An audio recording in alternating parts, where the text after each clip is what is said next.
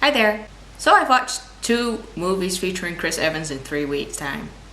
Is that excessive? Maybe. But who cares? It's Chris Evans, right? Anyway, that's not really what I want to talk to you about.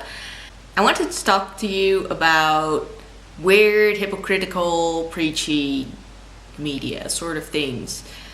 You see, yesterday I watched Warm Bodies. I'd read the book last year when it came out in cinemas because I really wanted to see the movie. I ended up not going to see the movie because of reasons that are unknown to me. Pretty cool book actually, and a pretty fun movie. Though it doesn't take much to make Nicholas Hoult look like a zombie, really. Anyway, Warm Bodies. It's basically about this zombie dude who's different than all the others, and he falls in love with a human girl. So he takes the human girl back to the airport where he lives, and he keeps her in the plane where he lives. And during the time she spends with him, he starts changing. Basically what he does is coming back to life slowly, bit by bit.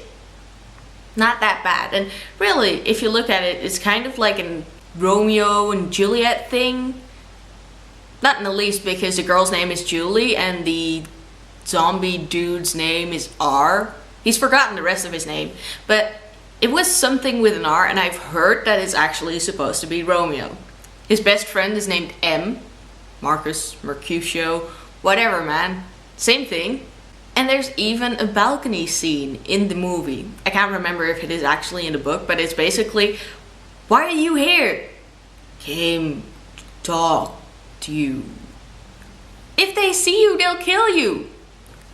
Which is kind of like Romeo and Juliet, but the dude is a zombie instead of just somebody her parents really, really hate. Anyway, I was watching the movie, and there's a scene where R walks through the airport where he lives.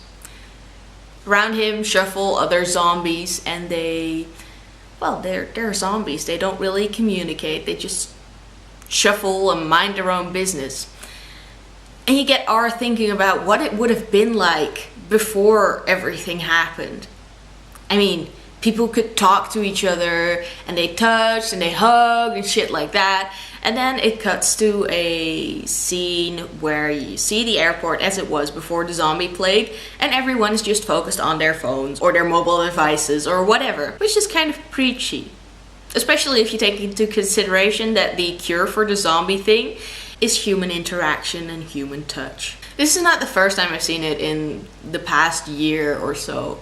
There are so many things that claim that the use of mobile devices and just constantly reading on it is bad for us. But if you look at pictures from the 1910s, I believe, there's a picture of a train, a commuter's train.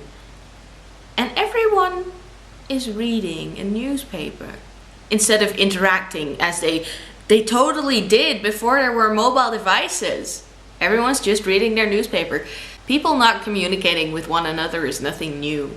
There's also this Zen Pencils comic that's drawn, and it's about how social media and the use of social media is actually comparable to a child throwing a tantrum because they want attention. And in the end, the comic compares a dude checking Facebook on his phone while he's on the toilet to a dude shooting up on the toilet. Not really the same thing, I'd say. I mean, I'm no fan of Facebook either, but I think heroin is just a little bit more dangerous for you. In general, I just think that it's kind of hypocritical to condemn something that you're using to get your own publicity. I mean, who would have heard of Zen Pencils without the internet? I personally wouldn't have gone to see or wouldn't have read Warm Bodies if I hadn't heard about it on the internet. The internet and mobile devices are so part of our culture, are so part of us, they're so part of our lives that really, yeah, there's things that are bad about it, probably. But it's not bad that people have a constant stream of information with them.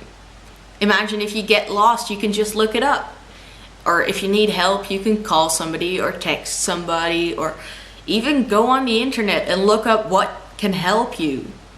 I don't think that's a bad thing. Plus, social interaction through mobile devices is still social interaction.